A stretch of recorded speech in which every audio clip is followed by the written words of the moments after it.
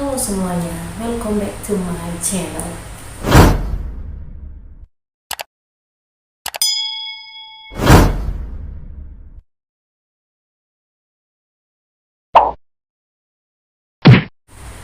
Banyak orang yang mengira bahwa introvert dan pemalu adalah hal yang sama. Saya pun berpikir seperti itu. Tapi sebenarnya tidak demikian. Jika selama ini kamu merasa bahwa kamu adalah tipikal pemalu, tunggu dulu. Ada beberapa ciri, ada 10 ciri-ciri yang harus teman-teman pahami terlebih dahulu. Jika selama ini kamu memiliki ciri-ciri ini, berarti kamu bukan seorang pemalu, tapi seorang introvert. Yang pertama, introvert sangat menikmati me time. Seringkali introvert merasa ingin sendiri, menyendiri, dan menikmati kesendiriannya. Saat seperti ini, biasanya introvert menggunakan waktunya untuk merenung dan berpikir atau memikirkan sesuatu secara dalam. Yang kedua adalah introvert tidak menyukai pembicaraan ringan. Seorang introvert adalah tipe pemikir. Dia lebih suka membicarakan tentang hal-hal substantif ketimbang obrolan ringan. Lebih suka memilih pembahasan berat seperti kehidupan, ide, teori, atau tujuan hidup. Tapi dia bisa menjadi pendengar yang baik. Artinya, jika ada seseorang membahas tentang obrolan ringan, mungkin dia tidak terlibat dalam pembahasan itu. Tapi dia bisa membuat orang nyaman dengan dia menjadi pendengar saja. Yang ketiga, introvert tidak menyukai dering handphone. Introvert bukan seseorang yang nyaman ngobrol lewat telepon.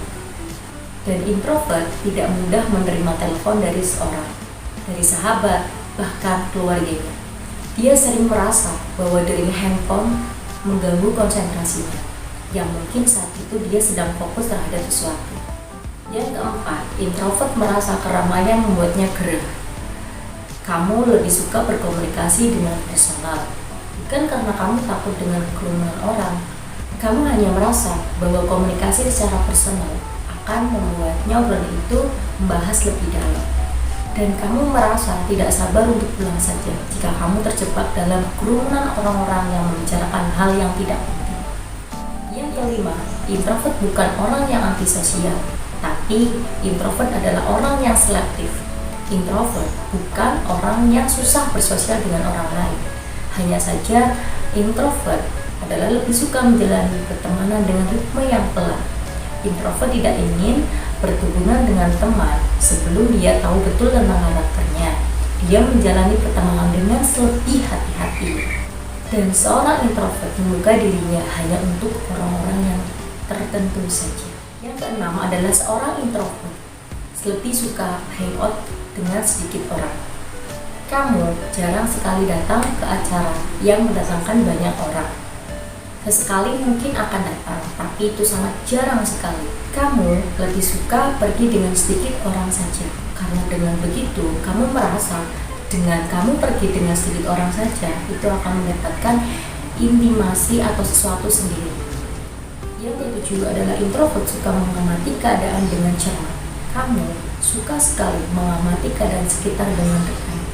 Kamu juga menyelami dan mencari tahu tentang apa yang terjadi di lingkungan sekitar. Kamu suka memperhatikan orang lalu lalang dan berpikir, apa sih yang dipikirin orang tersebut? Kamu sering mencoba mencari tahu tentang jawaban apa yang ada dalam sekitarmu.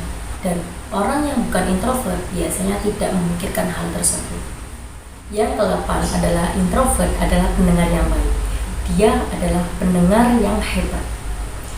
Dia selalu memahami dan berusaha untuk memahami apapun yang ia dengar. Dan dia tidak mudah memberikan respon atau jawaban.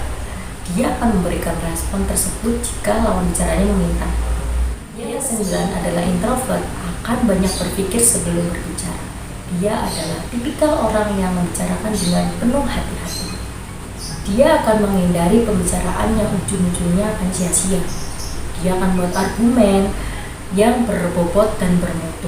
Dia akan berusaha menyampaikan argumen tersebut. Dan yang terakhir, introvert adalah seorang yang loyal, sahabat yang paling setia. Karena sejak awal, dia mencari teman dengan cara selektif. dan tidak bergaul dengan banyak teman. Sehingga dia akan sangat setia dengan seorang yang mungkin menurutnya orang tersebut sangat tepat dengannya dan sangat tepat untuk jadikan sahabat. Selesai. Jadi pertanyaannya, adakah ciri-ciri tersebut yang ada pada dalam diri kamu? Tulis di komentar. Terima kasih yang sudah menonton dan semoga apa yang saya sampaikan bermanfaat, dan mohon maaf apabila ada kata-kata yang salah saya sampaikan. Sampai berjumpa di video selanjutnya. See you.